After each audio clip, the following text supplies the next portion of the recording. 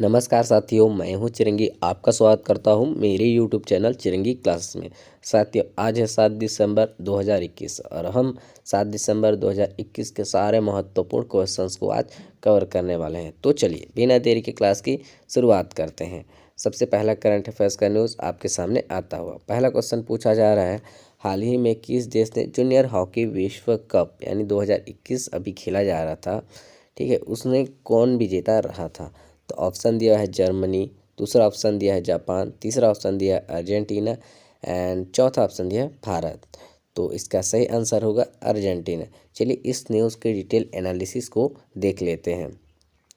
Argentina ने हाल ही में junior विश्व कप 2021 जीत लिया है। अर्जेंटीना ने भुवनेश्वर के कलिंग स्टेडियम में खेले गए फाइनल में जर्मनी को 4-2 से शिकस्त दी। अर्जेंटीना का यह दूसरा विश्व कप खिताब है। इससे पहले टीम साल 2005 में भी यह खिताब जीत चुकी है। जर्मनी का 6 बार चैंपियन रह चुके। यानी इसके कहने का मतलब ये है कि अर्जेंटीना अभी हमारे भारत में भुवनेश्वर में खेले जा रहे जूनियर हॉकी विश्व कप 2021 में वह विनर अप रही। और रनर अप टीम की बात करें तो वहीं जर्मनी इसकी रनर अप रही। जर्मनी आपको याद रखना है कि 6 बार टोटल इसका चैंपियन बना हुआ है। नेक्स्ट क्वेश्चन को देख लेते हैं। केंद्र सरकार ने किस राज्य में रूस के सहयोग से 5,21,103 असॉल्ट राइफलों के निर्माण को मंजूरी दे दी है? इसके लिए आपके पास ऑप्शन दिया हुआ है पंजाब, दिल्ली, असम एंड उत्तर प्रदेश। तो इसका सही आंसर होगा उत्तर प्रदेश। चलिए इस न्यूज़ की डिटेल एनालिसिस को भी देख लेते हैं। उत्तर प्रदेश में स्थित अमेठी के कोरवा में रूस के सहयोग से 300 मीटर तक लक्ष्य भेदने में सक्षम 5,21,203 असॉल्ट राइफलों का निर्माण किया जाएगा। केंद्र सरकार ने इसके निर्माण की योजना को मंजूरी दे दी है। अन्य राइफलों के मुकाबले वजन में यह हल्की होने के साथ साथ 21,203 चलाने में भी आसान है। यह 3 दशक से ज़्यादा समय से पुरानी इंसास राइफलों की जगह होंगी। इसी सौदे के तहत 5 लाख राइफलों का निर्माण भारत में होगा। चलिए नेक्स्ट क्वेश्चन देख लेते हैं। हाल ही में न्यूजीलैंड के किस बॉलर ने एक पारी में सभी 10 विकेट लेने वाले विश्व के तीसरे खिलाड़ी बन गए हैं? तो इसके लिए आपके पास ऑप्शन दिया है एजाज पटेल, बेन व्हीलर, तीसरा ऑप्शन दिया है काइल जेमिसन एंड चौथा ऑप्शन दिया है डेरल मिचेल। तो इसका सही आंसर होगा एजाज पटेल। आपको याद होगा अभी हाल ही में इंडिया और न्यूजीलैंड के बीच टेस्ट मैच खेला जा रहा था। उसी टेस्ट मैच में एजाज पटेल ने भारत के 10 विकेट अपने नाम किए हैं। चलिए इस न्यूज़ की डिटेल एनालिसिस को भी देख लेते हैं। न्यूजीलैंड के स्पिनर एजाज पटेल ने भारत के खिलाफ टेस्ट मैच में एक पारी में 10 विकेट लेने का इतिहास रच दिया। वह ऐसा करने वाले दुनिया के तीसरे और न्यूजीलैंड के पहले गेंदबाज बन गए हैं। इससे पहले इंग्लैंड के जिम लेकर और भारत के अनिल कुंबले ने यह कारनामा किया था। जिम लेकर ने ऑस्ट्रेलिया के खिलाफ मैनचेस्टर में 26 जुलाई 1956 को 53 रन देकर 10 विकेट झटके थे। इसके बाद 4 फरवरी 1999 को अनिल कुंबले ने 74 रन देकर दिल्ली के फिरोज शाह कोटला स्टेडियम में पूरी पाकिस्तान की टीम को अकेले समेट दिया था। अब देख लेते हैं अगला क्वेश्चन। अगला क्वेश्चन पूछा जा रहा है, महापरिनिर्वाण दिवस निम्न में से किस दिन मनाया जाता है? इसके लिए आपके पास ऑप्शन दिया हुआ है 10 फरवरी को, 6 दिसंबर को, 12 मार्च को एंड 25 अगस्त को। तो इसका सही आंसर होगा 6 दिसंबर को। चलिए इस न्यूज़ की पूरी डिटेल एनालिसिस देख लेते हैं। पूरे भारत में 6 दिसंबर को हर साल डॉक्टर बाबा साहेब अम्बेडकर की पुण्यतिथि के दिन महापरिनिर्वाण दिवस के रूप में मनाया जाता है। याद रखिएगा यह बाबा साहेब अम्बेडकर जी के निधन के दिन में मनाया जाता है। यह 6 दिसंबर को उनका जो है निधन हुआ था। इस दिन हर साल लाखों लोग मुंबई में भीमराव अंबेडकर की समाधि पर आते हैं। इसे चैत्य भूमि भी कहा जाता है।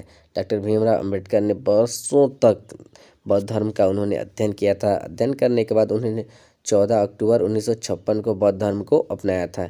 इसीलिए बाबा साहेब को याद करने के लिए महापरिनिर्वाण दिवस के रूप में मनाया जाता है। चलिए अगली न्यूज़ देख लेते हैं। अगली न्यूज़ आपसे बोला जा रहा है, भारत के हवाई अड्डों में किस वर्ष से फेस रिकॉग्नाइज स्कैनिंग यानी फेस रिकॉग्नाइज स्कैनिंग रूप शुरू किया जाएगा। ऑप्शन दिया हुआ है 2024, 2023, 2022, 2025, इनमें से कोई नहीं। इसमें आपका सही आंसर होगा 2022। चलिए इस क्वेश्चन की डिटेल एनालिसिस को भी देख लेते हैं। भारत के हवाई यात्रा भी वर्ष 2022 से अपने बोर्डिंग पास के रूप में फेस स्कैन का उपयोग कर सकते हैं। भारत में यह सुविधा शुरू करने वाले पहले हवाई अड्डे कोलकाता में, यानी ये जो सुविधाएं हैं पहले से भारत के हवाई अड्डों में चल रहे हैं। तो पहले है कोलकाता, कोलकाता के बाद पुणे आपका मुंबई में पड़ेगा, फिर वाराणसी यूपी और विजयवाड़ा में है। इस परियोजना को भारत सरकार ने डीजी यात्रा नीति यानी डीजी यात्रा नीति के तहत ही लागू किया है। यह नीति नागरिक उड्डयन मंत्रालय द्वारा लागू की जाती है। इसके तहत मंत्रालय का लक्ष्य हवाई अड्डों पर यात्रियों के बायोमेट्रिक आधारित डिजिटल प्रोसेसिंग उपलब्ध कराना है। यह यात्रियों को सुरक्षा स्कैनर के माध्यम से तेजी से चलने में मदद करता है। यह अतिरेक को दूर करता है और संसाधन उपयोग को बढ़ाता है। चलिए अगली न्यूज़ देख लेते हैं।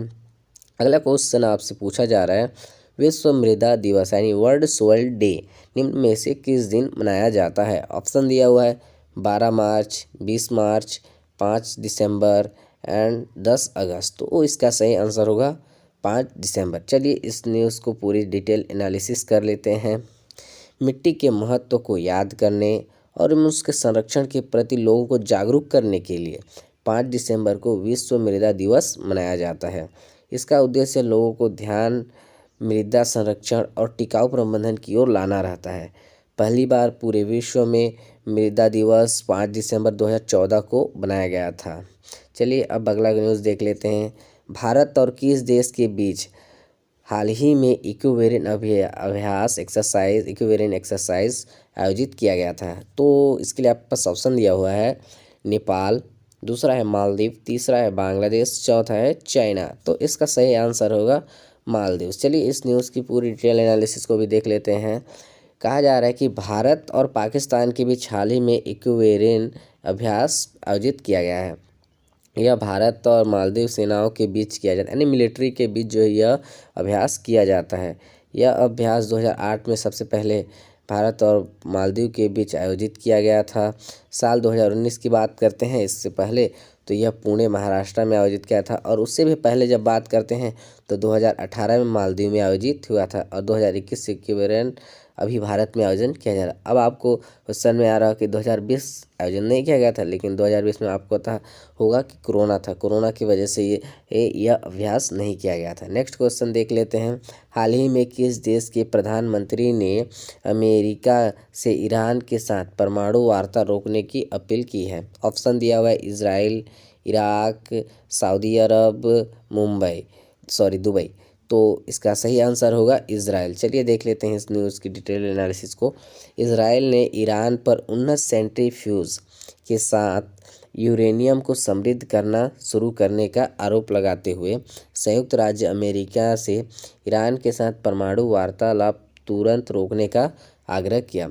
आपको पता होगा इजराइल के प्रधानमंत्री नफ्ताली बेनेट हैं। बेनेट के कार्यकाल द्वारा जारी एक बयान के अनुसार उन्होंने नफ्ताली बेनेट ने कहा कि हाल ही में इजराइल के प्रधानमंत्री नफ्ताली बेनेट और अमेरिकी विदेश मंत्री एंटनी ब्लिंकन के बीच फ़ोन पर बातचीत के दौरान यह अपील की गई थी। अमेरिकी विदेश मंत्री एंटनी ब्लिंकन के साथ टेलीफोन पर बातचीत में इजराइल के प्रधानमंत्री ने अंतर्राष्ट्रीय परमाणु ऊर्जा एजेंसी की एक नई रिपोर्ट का हवाला दिया है, जिसके मुताबिक ईरान ने भूमिगत फोर्डो सुविधा में 166 उन्नत IR-6 सेंट्रीफ्यूज के साथ 20% शुद्धता तक यूरेनियम को समृद्ध करना शुरू कर दिया है। इसी को रोकने के लिए इजराइल ने USA से आग्रह किया हुआ है। साथियों, ये रहा आज का सेक्शन। आपको कैसा लगा कमेंट सेक्शन में कमेंट करके ज़रूर बताइएगा। मिलते हैं अगली वीडियो में।